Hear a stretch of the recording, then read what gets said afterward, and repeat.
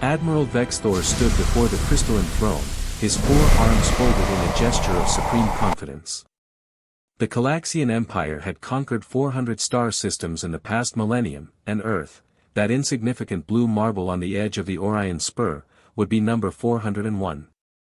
Your Imperial Majesty, Vexthor began, his translator converting his clicking mandibles into the common tongue, the human worlds request another month to consider our terms of annexation.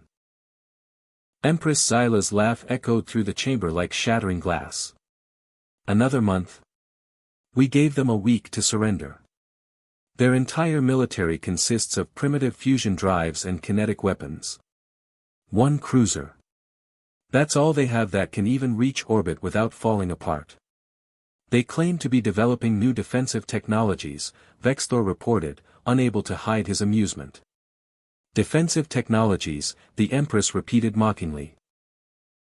The species that only achieved faster-than-light travel 15 years ago thinks they can challenge an empire of 10,000 years. Send the Third Fleet. Make an example of their homeworld.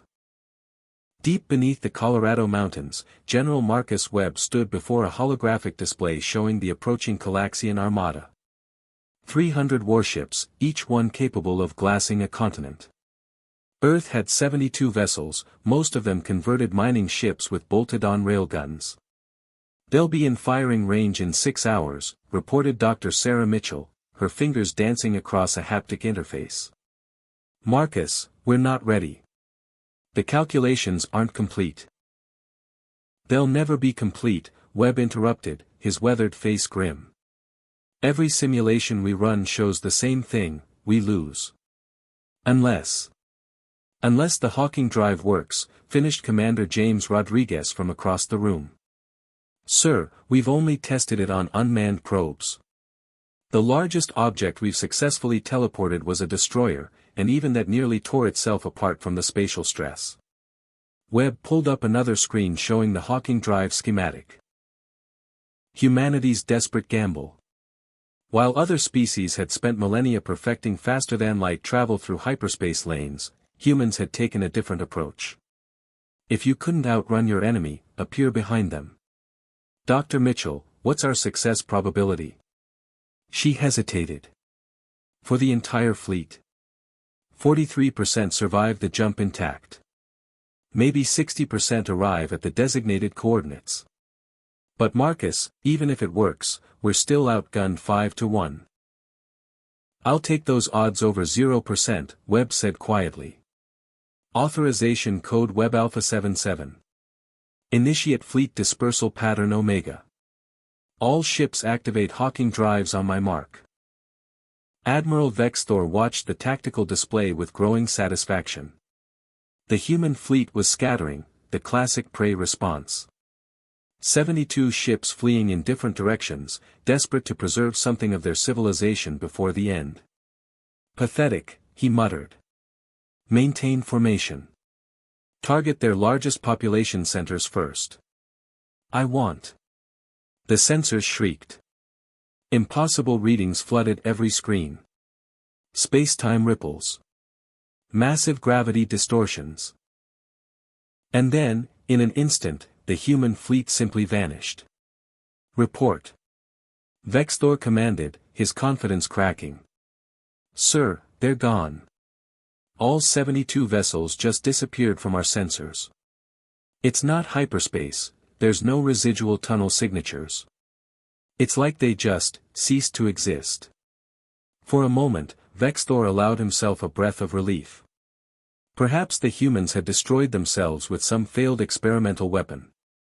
But then the alarms began screaming again. Behind us. Someone shouted. They're behind us. 68 human ships materialized in perfect formation, 5,000 kilometers behind the Galaxian Third Fleet. 4 ships had been lost in the jump, torn apart by the tremendous forces involved in ripping holes through spacetime itself. But the rest had arrived exactly where General Webb had calculated. All ships, fire at will. Webb commanded from the bridge of the UES Defiance. The Galaxians were configured for a frontal assault, their shields and heavy weapons facing forward. Their rear quarters, designed for engine efficiency, were practically naked. Railgun slugs, traveling at 0.8 c, punched through hulls like paper. Nuclear-tipped missiles found reactor cores. Laser batteries carved through unshielded plating. In the first 90 seconds, 27 Galaxian warships exploded. But Vexthor was no novice. Emergency rotation. All ships, bring weapons to bear. They're only 68 vessels, we still have the numbers. The Galaxian fleet began its ponderous turn, bringing their superior firepower around. Human ships started dying, the Endeavour, the Constitution, the Rising Phoenix, each one taking dozens of enemies with them. "Sir, they're adapting," Rodriguez reported as the Defiance shuddered under plasma impacts. "We're losing the advantage." Webb smiled grimly. "Who said we were done? All ships, execute jump pattern Delta. Now." Vexthor watched in horror as the human fleet vanished again. And reappeared. And vanished. And reappeared. They were teleporting continuously, jumping in 3-second intervals, appearing at different vectors each time. His ships couldn't lock onto targets that simply ceased to exist and reappeared elsewhere. It was like fighting ghosts. "This is impossible," he roared. "The energy requirements alone."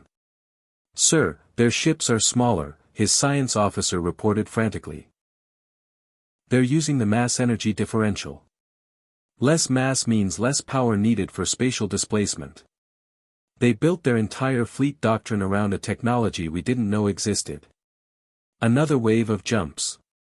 More Galaxian ships died. The humans were down to 41 vessels, but they'd destroyed over 200 enemy warships. The mathematics of the battle had inverted.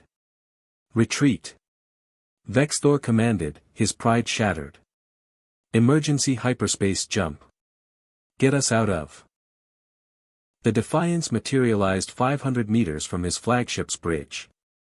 Webb's voice came through on all frequencies. "Tell your Empress that Earth declines her invitation.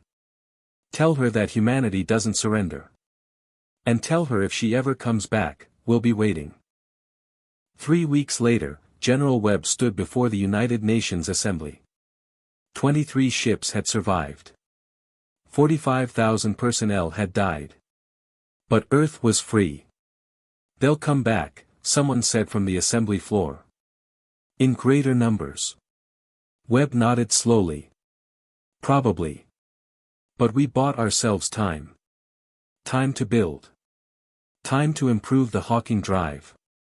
Time to show the galaxy that humanity doesn't play by their rules." Dr. Mitchell approached him after the session. "You know what the other species are calling it? The Battle of Nowhere. Because we fought from everywhere and nowhere at once." Webb looked up at the stars through the chamber's transparent ceiling. Somewhere out there, the Galaxian Empire was reassessing everything they thought they knew about warfare.